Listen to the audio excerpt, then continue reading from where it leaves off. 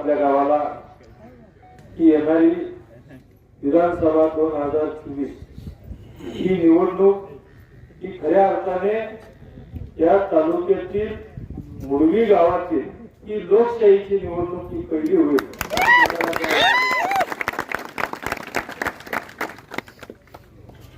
आपण बघतोय तालुक्यामधून याची गंध मला आहे.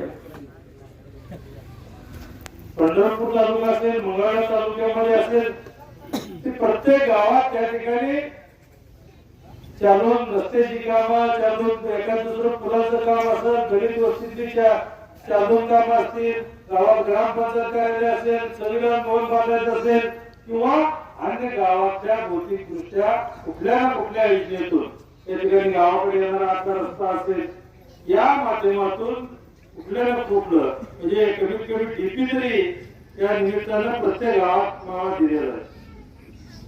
पण मुलगीच एक गाव असा आहे, त्याची गंध अशी आहे की या निमित्तानं मी खूप काही देऊ शकतो नाही, परंतु मी आज आपल्याला एवढंच आश्वस्त करतो की पुढच्या 5 वर्षात आपल्या गावातलं एकही काम मी त्या ठिकाणी सगळ्यात प्राधान्यानं त्या ठिकाणी आज या ठिकाणी रस्ते, पाणी, वीज, डीपी जेवढे असतील तर सुरुवातीला या निमित्तानं आपल्या गावाला 100% आपण देऊ. आणि आज विरोधकाला उत्तर द्यायचं आहे. विरोधकाला उत्तर जसं तसं द्यायच्या ऐवजी त्या ठिकाणी आज आपल्याला भविष्य काळामध्ये आज या गावाचा विकास करून त्या ठिकाणी आपण उत्तर देऊ एवढंच या निमित्तानं सांगू इच्छितो. आणि मला खात्री आहे तुम्ही आता या दोघांचं मला असा अनुभव जणू काय यांना काय झालं नाही.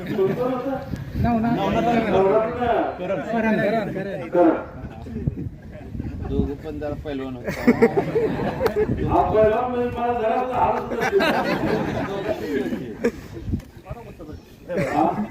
बाबा होतं त्याला काय एवढी ताकदीवान पोर आहे. आणि या ताकदीचा उपयोग भविष्यामध्ये या ठिकाणी जसं अणुबॉम्बचा उपयोग अणुबॉम्ब आज जपान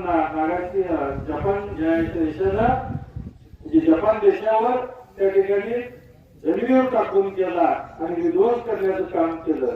आणि परंतु त्या अणुबॉम्बचा सुद्धा वापर वीज तयार करण्यासाठी किंवा अन्य दुसऱ्या गोष्टीसाठी करता येत असतो.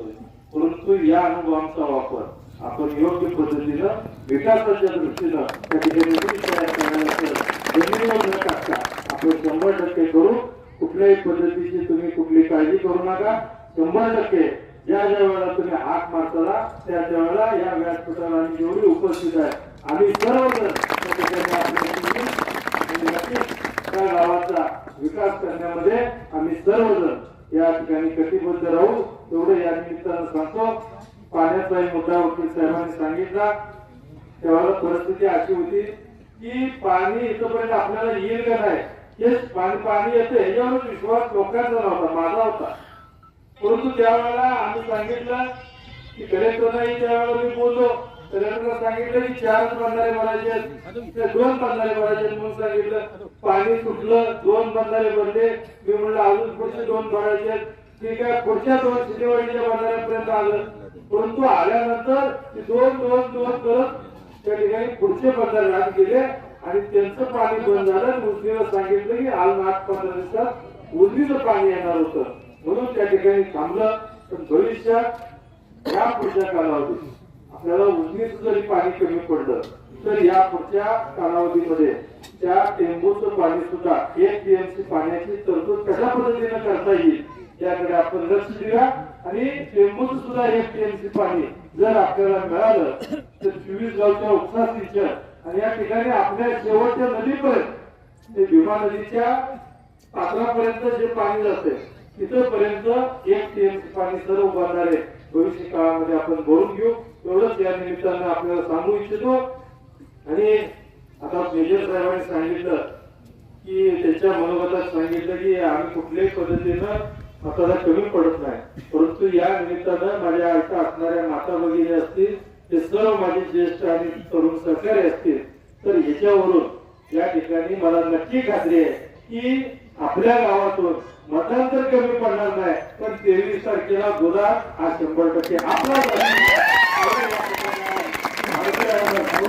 या निमित्तानं सांगतो, भविष्यामध्ये कुठल्याही गोष्टीची गरज पडत असेल, जे विकासाच्या बाबतीत पाणी असेल, रस्ते असतील, पुलं असतील, आरोग्य असेल किंवा शैक्षणिक दृष्ट्या कुठल्या जर पडत काय गरजा कमी पडत असतील, तर आपल्या गावाच्या पाठीशी मी कायम उभा राहील.